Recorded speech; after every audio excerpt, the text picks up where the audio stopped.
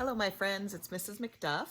Today I've got another story for you. It's a Dr. Seuss story, but probably one you haven't heard. It's one of his very first ones. It's called The King's Stilts and was actually originally published in 1939. So it's 81 years old. I hope you enjoy it. Naturally, the king never wore his stilts during business hours. When King Bertram worked, he really worked, and his stilts stood forgotten in the tall stilt closet in the castle's front hallway. There was so much work to be done in the kingdom of Bin that King Bertram had to get up every morning at 5. Long before the townsfolk and the farmers were awake, the king was splashing away in his bath. It was right there, in fact, that his day's work began. With his left hand, he could bathe with his royal bath brush, but his right hand he always had to keep dry for signing the important papers of the state. Eric, his page boy, brought in these papers on a big silver tray.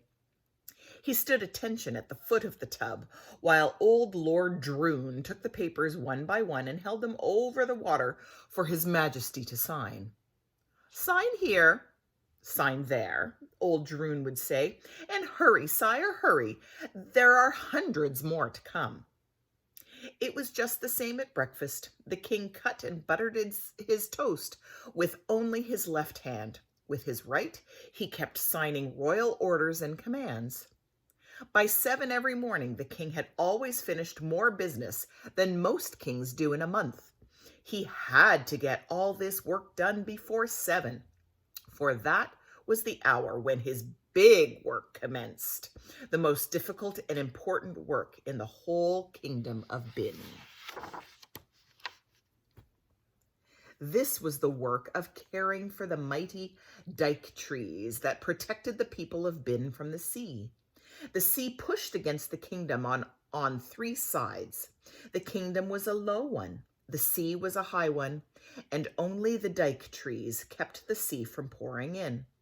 They grew so close together in a row along the shore that they held back the water with their heavy, knotted roots. But to keep these trees strong and sturdy was not an easy task.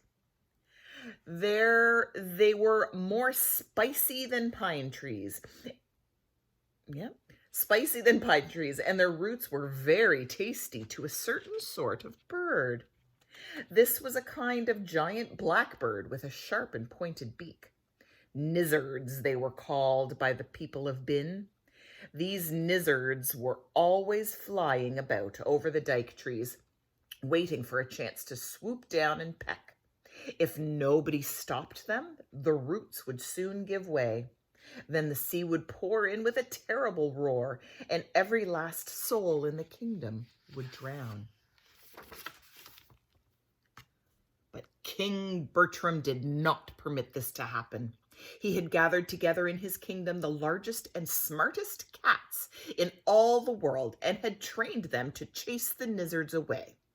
These cats were called patrol cats and wore badges that said PC.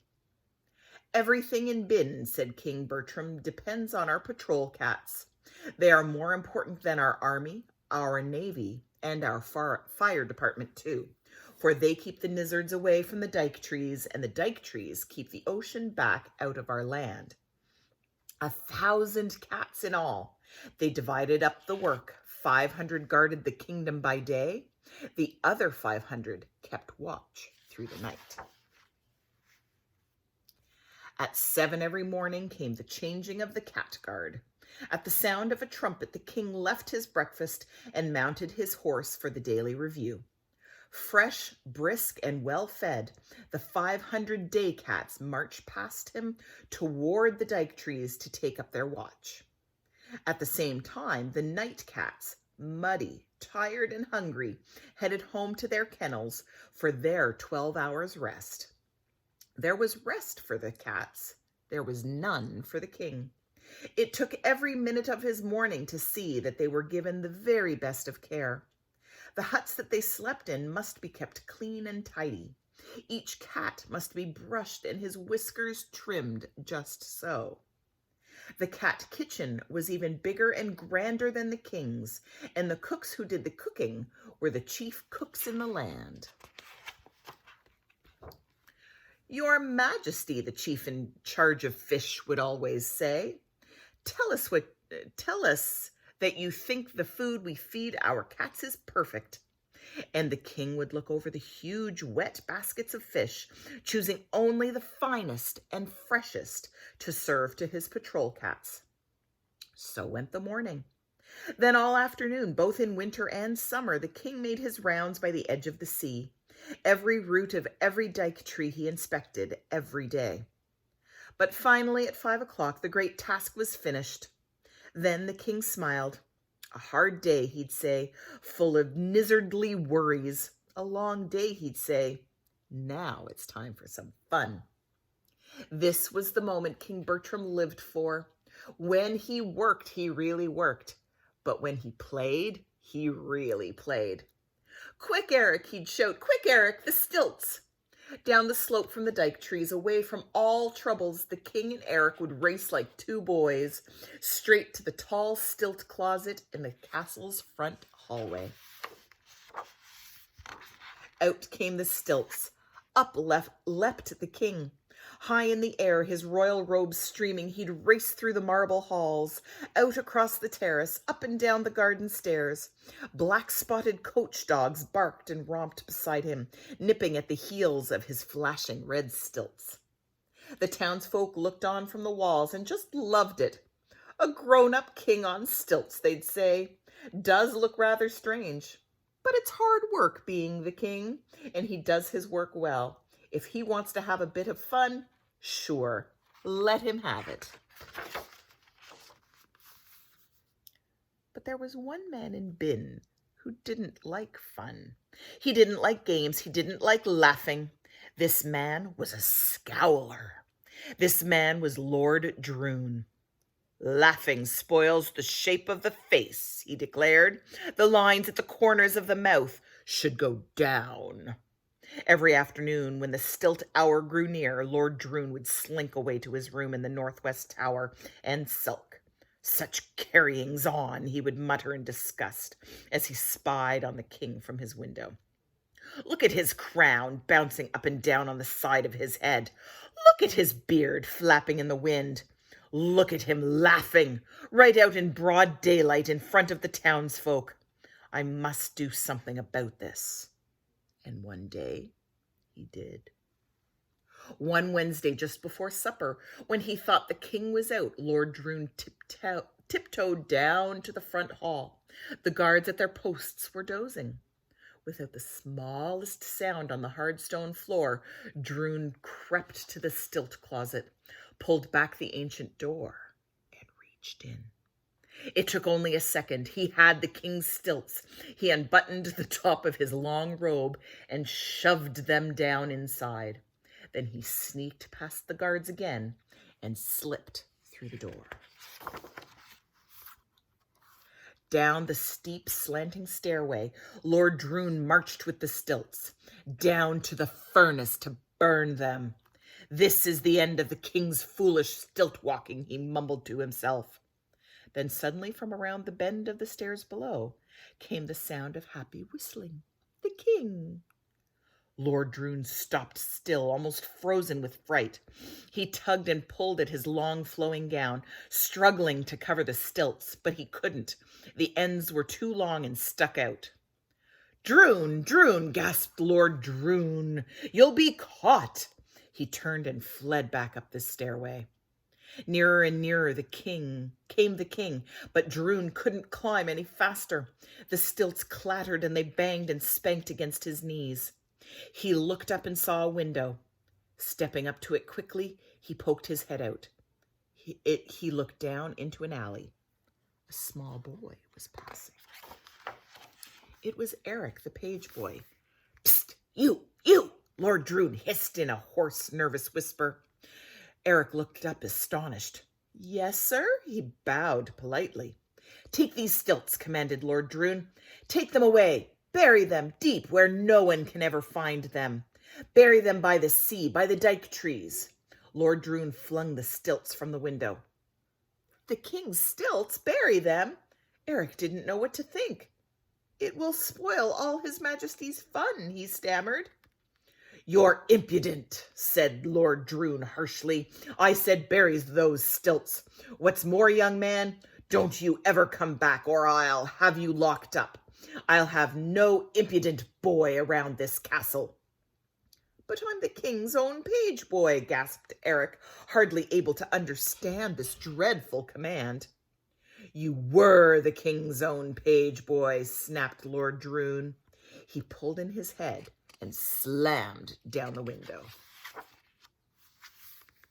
Never before had Eric been so puzzled. Never in his life had he felt so sad, but there was nothing to do but obey the command. He picked up the stilts and walked straight toward the road that led to the sea. It was the hour that the townsfolk were all having supper. Nobody saw him dig the deep hole. Nobody saw him bury the stilts. At 5 the next afternoon, the halls of the castle echoed the king's mournful shouts. Droon, Droon, they're gone, they're gone. The king stood groping in the empty stilt closet, hopelessly searching for what wasn't there. Lord Droon chuckled to himself. He had expected this to happen and was ready with his lie. It was the townsfolk who did it, he said, peering into the stilt closet and pretending to be greatly shocked. I have seen them every day plotting behind the castle walls. A king, they say, should behave like a king and sit with pomp and dignity upon his royal throne. A king, they say, should never walk on stilts. It's too bad, Your Majesty, but you must try to do without them. King Bertram answered with a heartbroken sigh. Well, I'll try to do without them. Day after day he grew sadder and sadder. For long hours he'd just sit idly drumming with his fingers on the arms of his throne. He couldn't keep his mind on his work. His commands to the patrol cat sounded feeble and faint. The cat seemed to know it and wouldn't obey. Day by day, they grew lazier and lazier, uncombed and unbrushed. They slept most of the day and grew fat. No one bothered to put their PC badges on them, for as chasers of nizzards, they weren't worth a thing. Day by day, the nizzards grew bolder and bolder. They cackled and fluttered over the dike trees. They flew down and almost seemed to sneer at the lazy, sleeping cats. The townsfolk began to feel frightened. Housewives couldn't keep their minds on their housework. They heard nizzards flapping over their rooftops and poked their heads out for a look. If the cats don't keep those nizzards away from our dike trees, they asked one another, what will keep the ocean back out of our land? Bootmakers couldn't keep their minds on their boots. Goldsmiths couldn't keep their minds on their gold. Cart drivers couldn't keep their minds on where they were going. They'd stop their carts on the road and talk in low, excited whispers. Look at those nizzards. Where are those cats? I'll tell you where the cats are. Everywhere they shouldn't be and mostly fast asleep. Something must be wrong with the king. Yes, something's certainly wrong with the king. Only Eric the page boy knew what was wrong.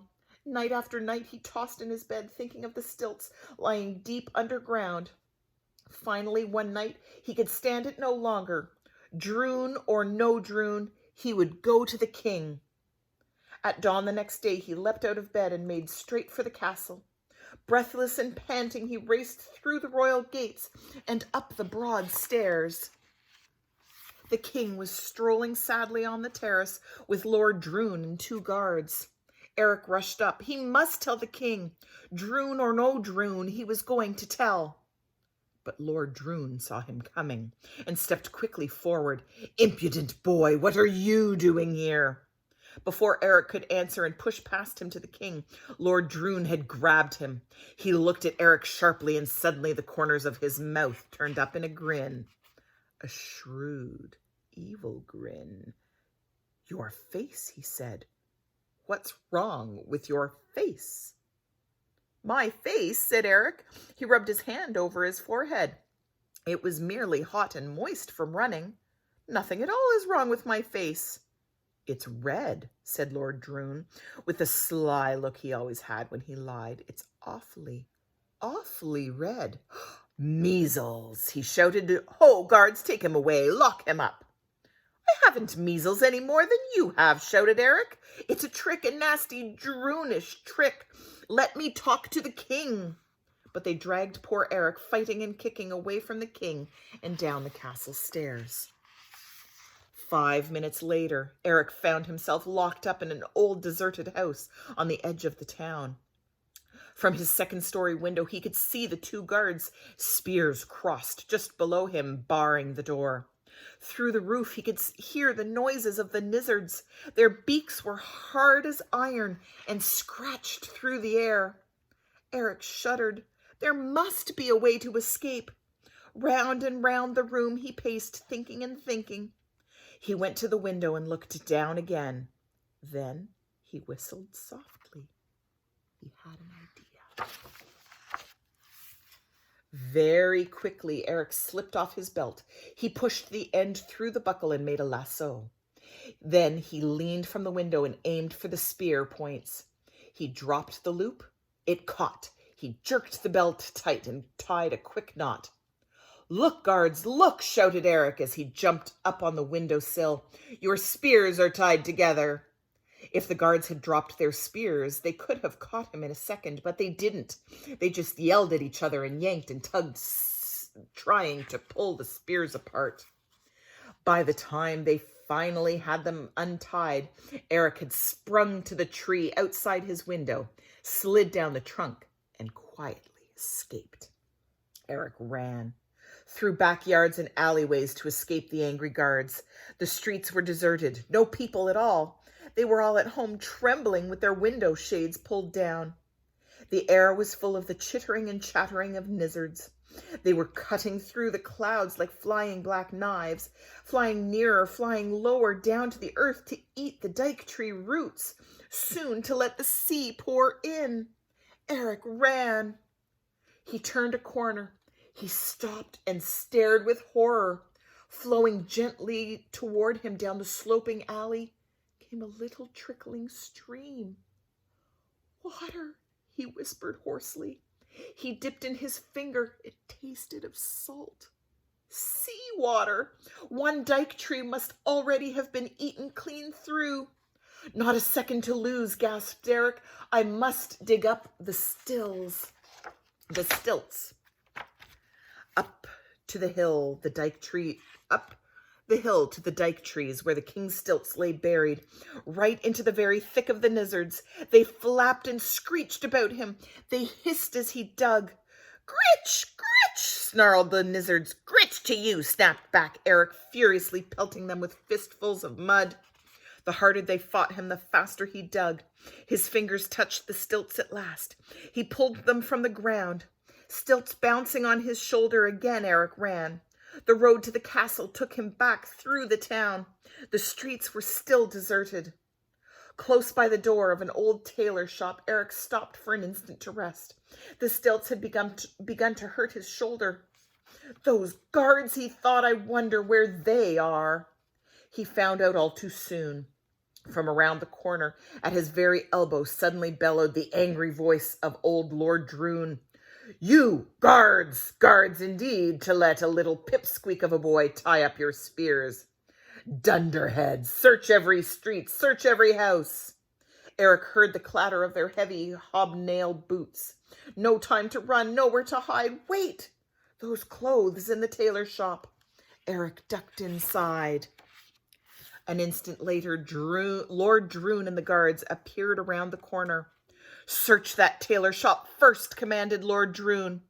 But just as he said this, from out of the shop strode a strange, tall man. There was something very odd about the hang of his robe. His hat was pulled down far over his eyes. Those eyes, muttered Droon. Have I seen them before? He stepped in front of the tall man, blocking his path. The tall man's mouth went suddenly dry. Are you? He stammered hoarsely. "Are you by chance seeking a small boy with no belt?" "Which way?" shouted the guards. "Which way did he go?" "That way," said Eric, and he nodded toward the sea. With a clatter of hobnails, the two guards were off, Lord Droon sputtering and scolding along behind them. No time to shrink down to a boy again, thought Eric. I'll have to stay a tall man. On to the castle Eric raced in his disguise, over fences and thickets, through orchards and fields of corn. Everywhere he saw patrol cats, useless and limp, fast asleep on haystacks, dozing in the trees. Then suddenly, just ahead, he saw the king. He was sitting on a little pile of stones just outside the castle gate. His robe wasn't pressed, his crown wasn't shined, and he had deep, sad circles under both of his eyes. Your Majesty, shouted Eric as he clattered up behind him. The king paid no attention. Eric leaned down and shouted right into his ear. Very slowly, the king turned his head. Well, sighed King Bertram, and who might you be? I'm Eric, cried Eric. He let the robe that was covering him drop to the ground. The king's own red stilts flashed bright in the sun. Down from the stilts leapt Eric the page boy. Up onto the stilts sprang Bertram the king. He grew a great kingly breath, the first one in weeks. His head shot up high, his chest broadened wide. Bertram of Bin was sturdy, straight, and strong again, and every inch a king. Patrol cats! It was the loudest command ever shouted in Bin. The king's voice seemed to roll up from deep in his boots. It echoed down the valley. It rumbled through the hills. From wherever they had wandered, the cats heard the call. They fell in line. They fell in step. They marched ahead of 1,000 strong. Up the hill to the dike trees, they followed Eric and the king. Day cats to the left flank, night cats to the right. Charge, the king shouted. 100,000 nizzards stopped their pecking and sprang to meet the charge. The dike trees shook as the cats roared their war cry. The sea's surface swirled into wild, raging whirlpools. The noise was heard in Sambaland, 500 miles away. The fur flew fast, but the feathers flew faster. It only took 10 minutes. The kingdom was saved. The townsfolk stopped trembling indoors behind their window shades. They rushed out from their houses and filled the air with cheers. Then the king punished Droon in a most fitting way. He sent him to live by himself with a guard of patrol cats in that old deserted house with the sign that said measles. And he made him eat nizzards 3 times a day. Stewed nizzards for breakfast, cold nizzards for lunch, fried nizzards for supper, and every other Thursday they served him nizzard hash. But to Eric, his page boy, the king gave a fine and just reward. He ordered the royal carpenter to make another pair of stilts. Tall stilts, red and flashing, exactly like his own.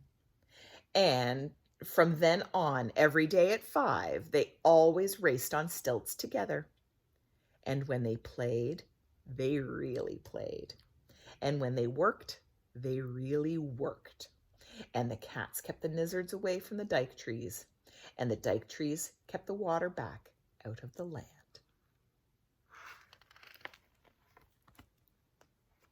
It's a very different book for Dr. Seuss, but I think it's got a great message. When it's time to work, work hard.